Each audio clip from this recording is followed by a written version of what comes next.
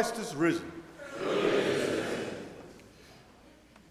We gather here and we see before us a wonderful icon, one that I'm sure all of you have noticed. When we think of the saints, we think of their asceticism, how they fasted ceaselessly, how they carried great burdens to weaken their flesh. And then when we see this icon here before us, what do we see? We see Christ here healing the man who was a paralytic, and he's buff. I think young people would say he's cut or ripped. He's very strong. You see his muscle legs bulging. It's a wonderful image that Christ can take us from palsy, from being paralyzed, from being unable and incapable of anything. And he doesn't just raise to health, but he raises us up to the point where we are, pardon the expression, superhuman. That we are strengthened beyond measure.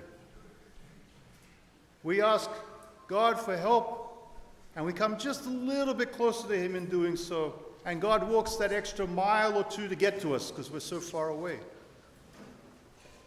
We offer very little, and yet God gives us so much.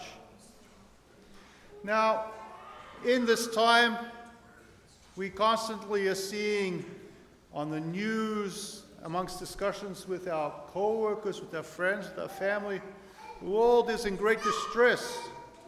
There are floods and volcanoes and earthquakes and wars, train crashes,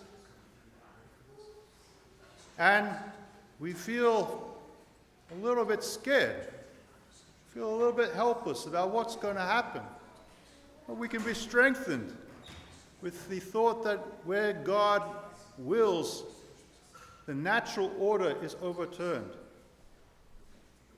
That God's will is actually the natural order, not this fallen world that we live in.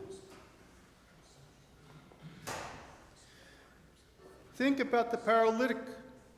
How many years did he suffer disappointment? Think about it. 30 years, was it? For 30 years, he saw somebody else going into the waters and being healed. 30 years of disappointment. What tears must he have wept? What tears must have his family have cried out to God, saying, "Have mercy." He's waited 1 year, 5 years, 10 years, 20 years, 30 years, and still no blessing. And what does he say? He says, "I have no one to put me into the waters, so somebody gets down there first." And for 30 years he stayed because this was where he could be healed. For 30 years he endured disappointment because he looked towards the Lord for a miracle, for salvation.